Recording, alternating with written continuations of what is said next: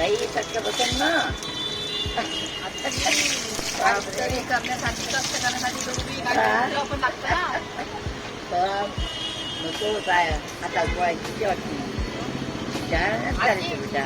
ज्यावेळेस मी घराच्या बाहेर पडले त्यावेळेस माझ्या कुटुंबाने पण माझा विचार केला नाही तर त्याचा काय विचार करायचा. अरे बाप रे. खरं आहे ना. बरोबर आहे. ज्यावेळेस आपलं माणूस नाही जातं, बरोबर. त्यावेळेस मागच्यानी सपोर्ट करत असतं तर हो. मला फॅमिलीने पुढे सपोर्ट नाही जातं. केला तर मी केल्याला काय घाबरायचं. पुढे जातो मग पुढे जातो. मनातली सगळी भीती सोडून दिली धैर्य ठेवलं पुढे चालायचं. चांगलं झालं बेटा चांगलं झालं. छान बेटा बरं चांगलं बाई. हात कुठे बघ.